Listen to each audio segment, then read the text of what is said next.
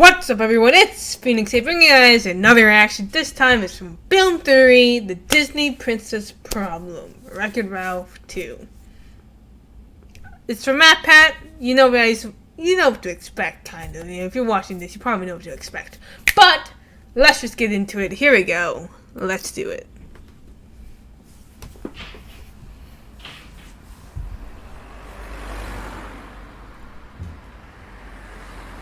Disney Princess Edition.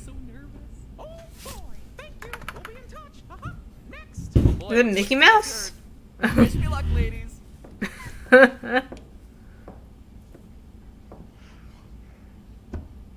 My name is Matthew Patrick, and next. But next. Excuse me, but I said next. I'm the mouse. You listen to what I say, Theory Boy, and you listen good. You Disney princess based on our qualifications. What are those qualifications? It's Walt's little secret. You don't think our old racist movies are the only thing we keep locked up in the Disney vault, do ya? Fine, you just wait, mouse. It's time I air your dirty little...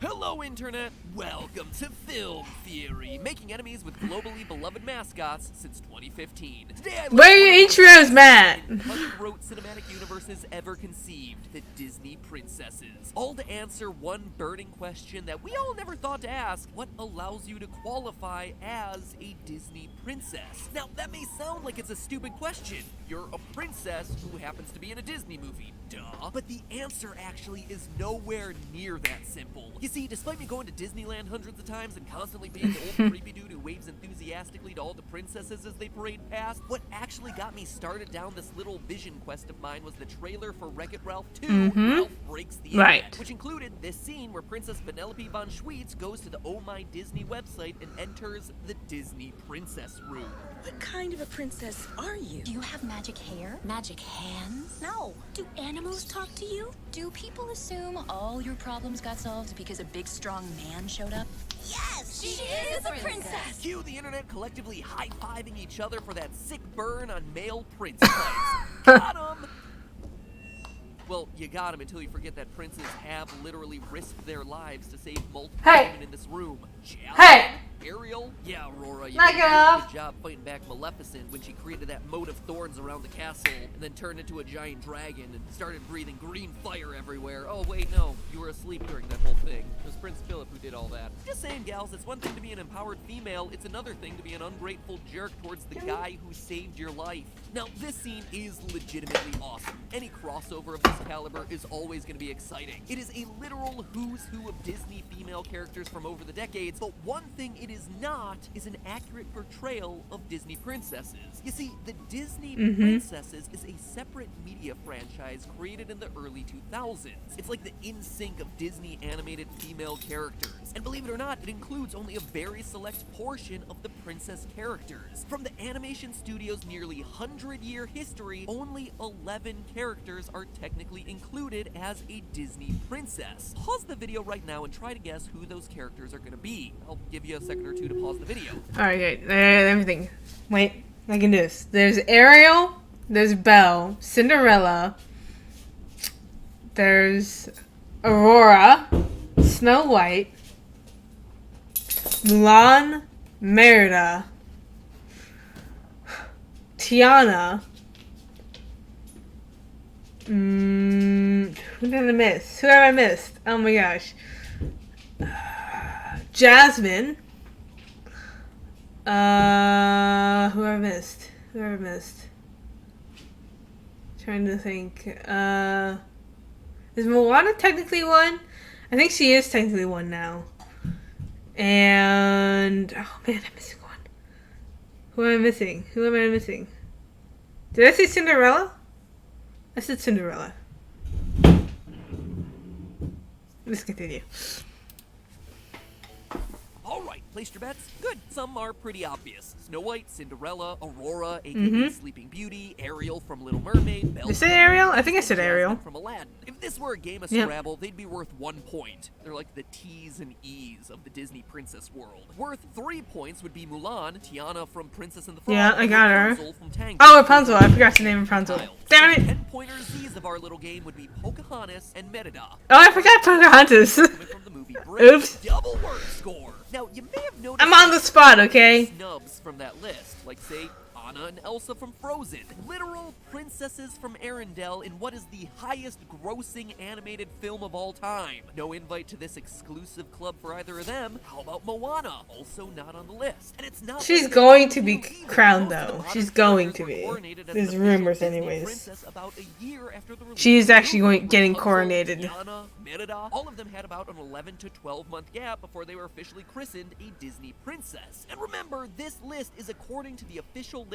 located at princess.disney.com, an official site of Disney.com. This is the real deal here. So what's going on exactly? What in Disney's eyes makes a woman worthy of being a princess? And would Vanellope von Schweetz actually pass the test and merit inclusion in this room from Wreck-It Ralph I don't think 2? so. That, ladies No. and gentlemen, is my goal today, to turn these empowered women into lists of their core attributes so we can directly compare their worth and find I mean, out there's what like a generic Disney list, is but it's working not with to determine official. their It's merit. never been So if we have official. any hope of figuring out the criteria for becoming a Disney princess, we're gonna have to reverse engineer things by seeing who's included, who's excluded, and then figuring out what attributes unite those two groups. Now, as I just mentioned, the exclusion of Anna and Elsa from this group shows that not all princesses in Disney movies go on to become Disney princesses trademarked. But that leads to the question, are all Disney princesses trademarked actual princesses in Disney movies? In other words, are they either the daughter of a king or queen, or are they married to a prince? Well, of the 11, 9 of them are easy. Yes, but 2, Pocahontas and Mulan, require a bit more digging. For Pocahontas, her father... I hate these moments when I copy-paste a hard name into a script and then come across it later in the recording closet, so that I have to pronounce the darn thing. Her father, Hey! Nakawa, was a powerful chief of You the... too. Stop it.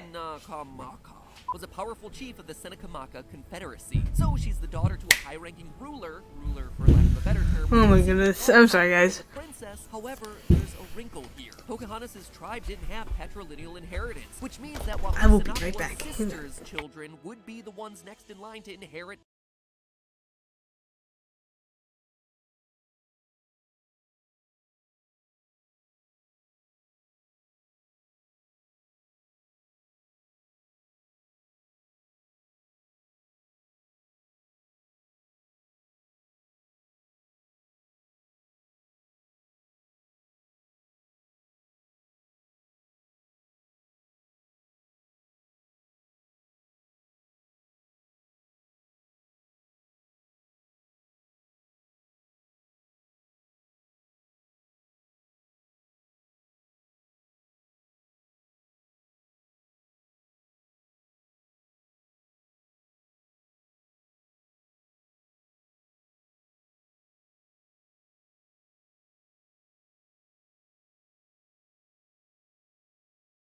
Sorry about that. any actual power, not Pocahontas. That said, even though she falls into this weird middle ground of princessdom, history seems to weigh in her favor. In 1808, James Nelson Barker wrote The Indian Princess, or La Belle Sauvage, one of the first dramatizations of Pocahontas' life. Even earlier than that, St. George's Churchyard, where Pocahontas was buried, posted the notice of the burial of Princess Pocahontas. And later, the churchyard was laid out as the Princess Pocahontas Garden in 1958. So even though it does fall into a bit of a middle ground, consensus does seem to say that Pocahontas can qualify as a princess. As for Mulan, well, not so much. If you're judging her by her main movie alone, she technically doesn't qualify at all. Remember, Mulan is a commoner who enlists... You know, Mulan's the outlier to everything. Sure, she saves all of China from the Huns and falls in love with Captain Shang, but nothing about that qualifies you for the technical definition of a princess. It's not until the direct-to-DVD sequel Mulan 2 where, if you squint really hard at it, she becomes a princess for like maybe 5 minutes. You see, Mulan is hired to escort 3 of the Emperor's daughters to be married off to 3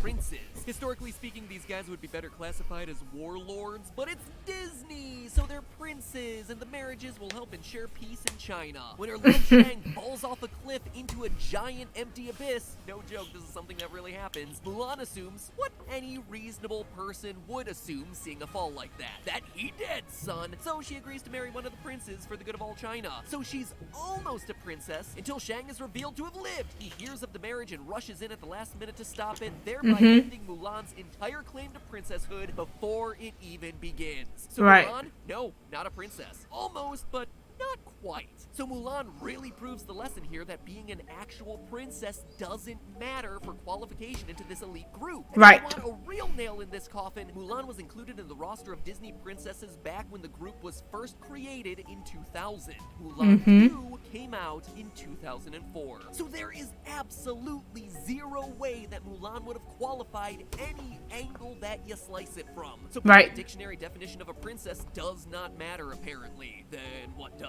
What connects those 11 characters but still leaves out Moana, Anna, Elsa, not to mention other classic Disney females like Meg from Hercules, Esmeralda from Hunchback of Notre Dame, and even Princess They should be in there. They should be in the group, but they're not. Girl princess who is based in Welsh fairy tales and was saving the male protagonist of her story 3 decades before any of the So underappreciated. rolled into town. I mean, my mind immediately turned to box office performance since those last 3 movies underperformed at the theaters, but clearly that doesn't apply to Moana and Frozen. Heroic acts? Clearly not, since Moana has more heroism in her little toe than Aurora, who spends 90% of her movie asleep. In fact, it's Merida from Brave who throws a monkey wrench into a lot of the qualifications you might expect to work here. I mean, that is the entire premise of her movie. Her mother attempts to convince Merida to be a perfect princess, and Merida fights back. I'm the princess. I'm the example. My whole life is planned out. But every once in a while, there's a day when I don't have to be a princess. First of all, like I mentioned earlier, Merida was the first Pixar princess. So being part of Disney Animation Studios to be a Disney princess is no longer a qualifier here, which just shows you how ridiculous these qualifications must be. Secondly, she was the first official Disney princess to not have any sort of romantic attachment. Every other one of those 11 characters have themselves a beau, sometimes hunky, sometimes chunky, but there was always a man present. Merida? Nope. But the last difference here is probably the biggest one. Merida doesn't sing. I mean, sure, there's a song about her in the opening of the movie, but Merida herself doesn't sing a single note in her entire film, while every other Disney princess up to that point had. So what is it? What is this magic ingredient that I'm missing? And how does Moana miss the mark? I mean, I can maybe understand. Isn't she getting coronated though? Her movie becomes a queen, and Anna is I thought she was in the process of getting coronated. Face it, 2 pale-faced princesses from the icy north aren't the most I could be wrong. They could have canceled it. But Moana literally checks But I thought she was in the process of getting parent to her father's chiefdom, coronated. not a princess in name, but certainly a princess in function. She sings and gets her own main theme song. Such a great song. Performs heroic acts. She's selected as special by fate. She represents a culture and ethnicity not present in the existing 11 character roster. Her movie made a butt ton of money, and it came out more than a year ago, meaning that her coronation is long past due at this point. I mean, even her movie spells it out. I thought she was in the process of getting coronated though. Okay, first, Maybe not. I'm not a princess. I'm the daughter of the chief. Same difference. No. If you wear a dress and you have an animal sidekick, you're a princess. Wait a minute, is that really it? I mean, sure, it's a joke, but it's being told directly to a character who has obviously not met this invisible bar to being a Disney princess, which I gotta admit makes the subtext for this scene really weird. But even though this meta joke is played for laughs, Maui here might not be joking. When Andy Mooney, creator of the Disney Princess Initiative, was interviewed by the New York Times about how he came up with the idea of grouping together the princesses, he had this to say, quote, "Standing in line in the arena of a Disney on Ice show, I was surrounded by little girls dressed head to toe as princesses. They weren't even Disney products. They were generic princess products they'd appended to a Halloween costume, and the light bulb went off.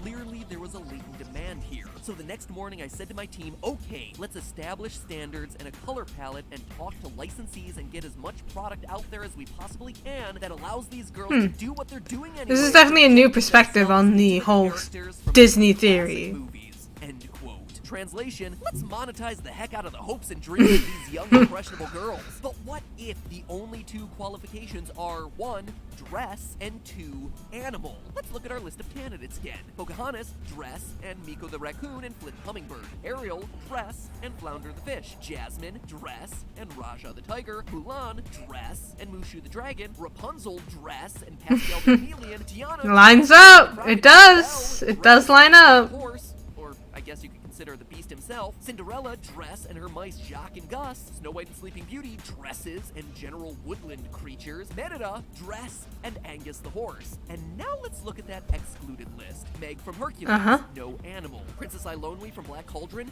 No animal. Esmeralda from Hunchback, No she's animal. got herself a dress and a goat, but she's also an outlaw who's treated as an Oh. object of sexual desire by the men in the movie, so she's got a couple other things. Anna and Elsa, sure, they have Olaf, but he's technically not an animal. And honestly, they do make the cut when it comes to a separate list of Disneyland theme park princesses, in which they're the only new additions. Quite frankly, animal plus dress is the only set of qualifications that clearly delineates the princesses from the not princesses. But that still leaves out Moana. What about her? She clearly has Hey Hey the rooster, so what's holding her back? It's the dress. Despite what Maui might call her outfit, first off, it's technically not a dress by dictionary definition, which is a one-piece garment for a woman or girl that covers the body and extends down to the legs. However, Jasmine from Aladdin also doesn't wear a traditional dress for most of her movies, so that's not the main problem going on here. What is the issue is what Moana's dress represents. Consider this. According to an interview with the site Tyranny of Style, Nasa What are you getting at, Mad Pat? costume designer for Moana, emphasizes the goal of staying true to Pacific Islander culture. Quote, the biggest challenge on the film was the limited materials. We only had 2, Tapa and Pandanus. Tapa is made from the mulberry tree bark. They Oh my gosh. process of making a paste. This is an interesting. Together, It's not. similar story with the Pandanus weaving.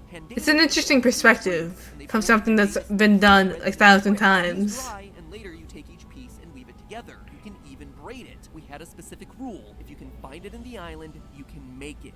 End quote. Staying true to the materials, history, and culture of the Pacific Islands was essential for this movie and its characters. Now look at the 11 existing princesses, each and every one wearing pretty generic attire that alludes to their culture of origin vaguely. At best. Times are different now, and Disney is under more scrutiny than ever about its appropriation of other cultures for money. It's an issue that hung over the head of Moana from before the movie's release and continues to do so today, with specific focus on the costumes. And if the goal of all the Oh Disney my princesses gosh. is to have young girls wear your dress and look like the character, Moana's outfit, while terrifically designed and culturally sensitive from a movie standpoint, becomes really problematic when you start churning out cheap copies to Yeah. sell at your malls Sunglass Hut. So what makes a princess? Well, according to Interesting. Disney, it's not who you are, what you do, or even who you choose to marry. It's what you wear that counts. And isn't that the best message to send to little girls? Next time in our exploration of Disney princesses, we'll focus on that specific scene from Wreck-It Ralph 2, because the roster is much wider in that room, all in an effort to determine whether Vanellope might truly become Disney's next princess. But she doesn't wear a dress? What you wear, Actually, she did wear a dress, technically speaking. Just in the nick of time. Technically speaking, okay, I'm not gonna do the end of that. But technically speaking, she did wear a dress at the end, right? At the end of Wreck-It Ralph.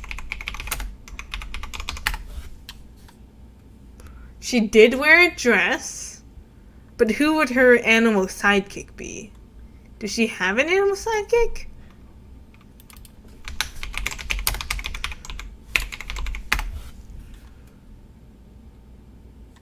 I don't think she actually does. Does she? No, she doesn't. She does not have an animal sidekick. So there you go.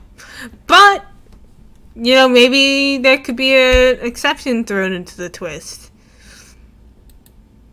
Maybe. I honestly don't think she's going to become an official princess. She's too young. She doesn't have an animal sidekick.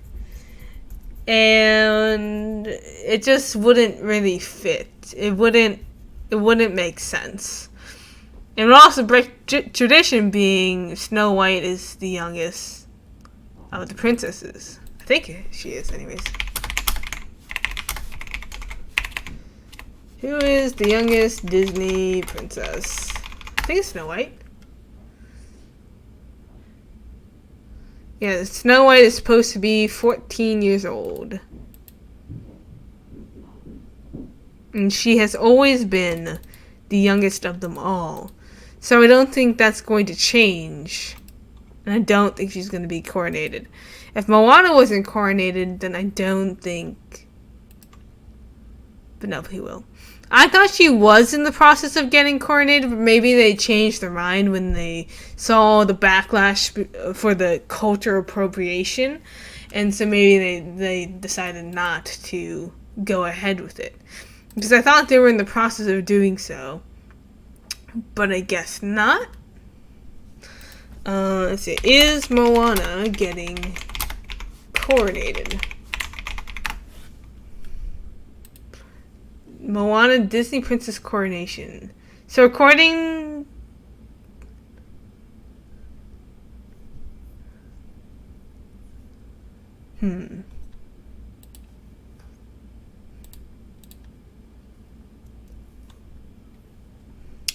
There's no information.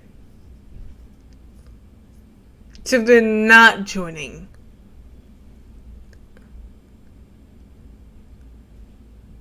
Yeah, I don't think they're... I guess she's not joining. I thought she was in the process of getting coronated, but I guess that changed.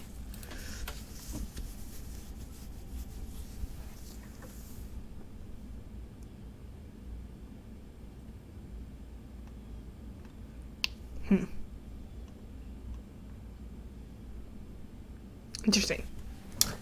So, what do you guys think? Comment down below. Are you convinced by Matt Pike's points?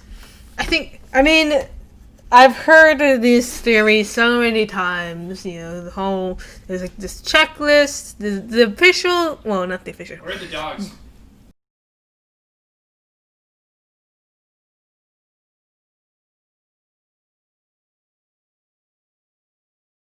The official list, well, not the official list, the Wikipedia has a list of the checklist, that is, but it's unofficial, so it's not the exact criteria.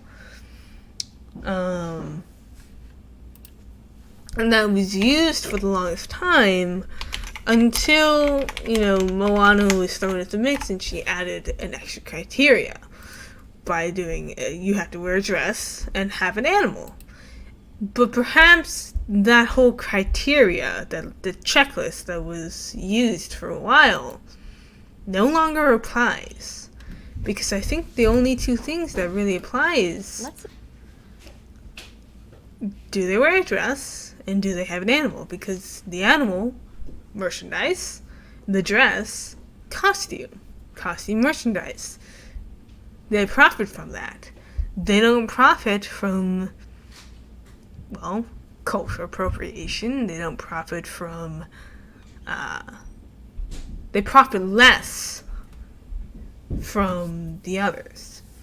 Now, why wasn't Elsa and Anna just simply ignored like the others?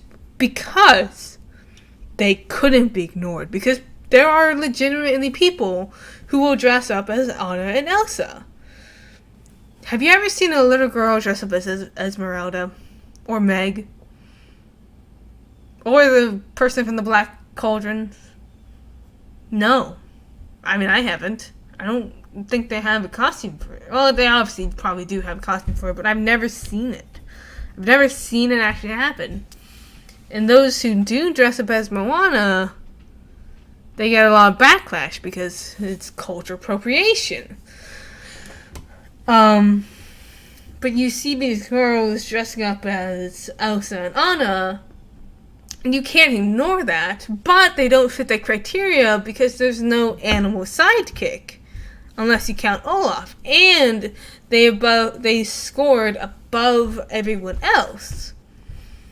So, is it really box office, or is it really the fact that they don't have an animal sidekick? So they can't be in the official roster, but they do wear dresses, and they both sell really well. So they are already profiting more than all the other princesses combined. And so Disney is like, we can't ignore them, so let's include them, but not include them. It's an interesting thing to think about. What do you guys think? Comment down below. What do you guys think? Do you agree? Do you disagree? What do you think is the criteria for a Disney princess? Let me know down in the comments below. Leave a like if you guys enjoyed this, and don't forget to subscribe for more content. Let your flames burn bright for you guys are amazing. Thank you guys so much for stopping by. And peace out, guys.